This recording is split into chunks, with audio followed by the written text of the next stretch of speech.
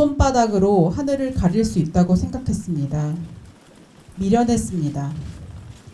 너무 후회스럽습니다. 맞습니다. 처음 그때 저는 소리 질렀어야 하고 울부짖었어야 하고 신고했어야 마땅했습니다. 그랬다면 지금의 제가 자책하지 않을 수 있을까 수없이 후회했습니다.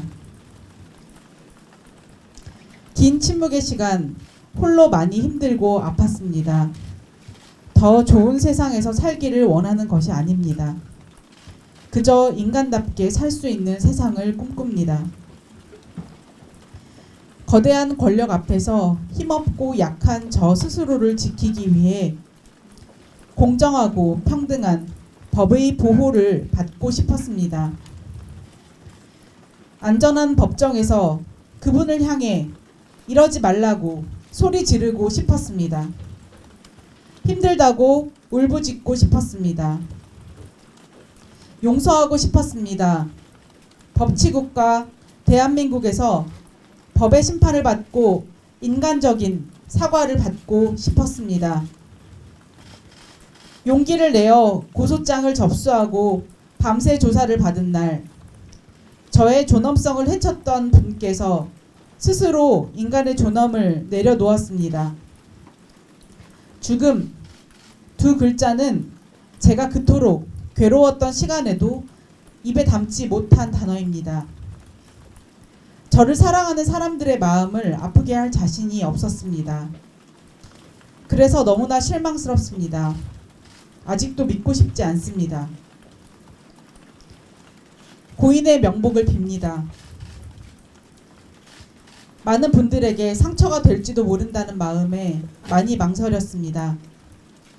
그러나 50만 명이 넘는 국민들의 호소에도 바뀌지 않는 현실은 제가 그때 느꼈던 위력의 크기를 다시 한번 느끼고 숨이 막히도록 합니다. 진실의 왜곡과 추측이 난무한 세상을 향해 두렵고 무거운 마음으로 펜을 들었습니다.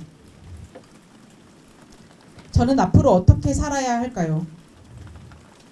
하지만 저는 사람입니다. 저는 살아있는 사람입니다.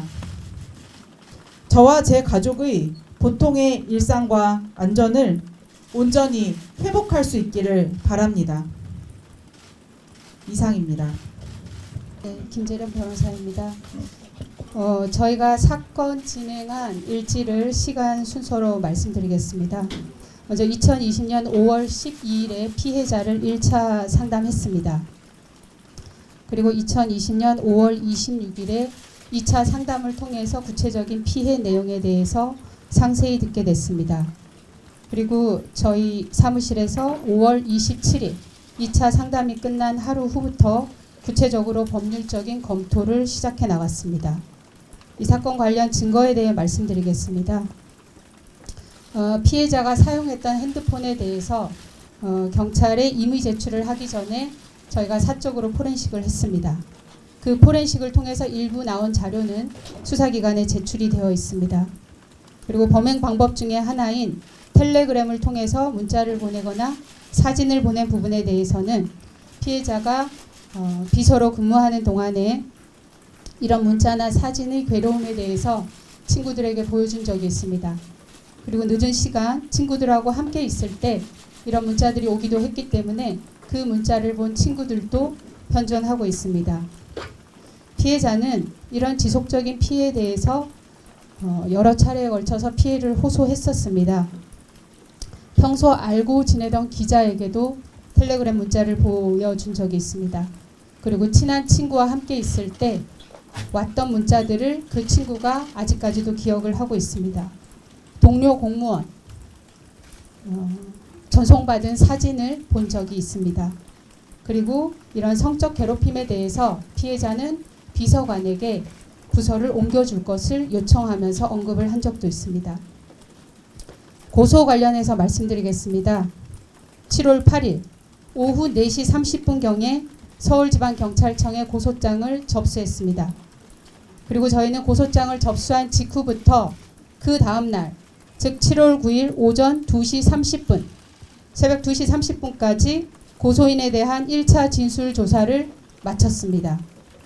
고소장에 기재된 범죄 사실은 성폭력 특례법 위반입니다.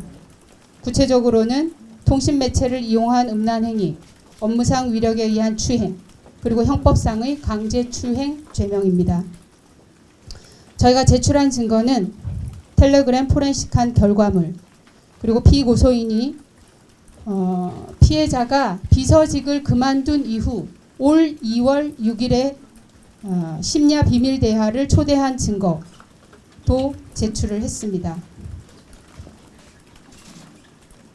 이것이 그 텔레그램 비밀 대화방에 피해자를 초대한 내용입니다. 2020년 2월 6일은 피해자가 비서로 근무하지 않고 다른 부서에서 전보 발령 나서 근무하고 있을 때였습니다.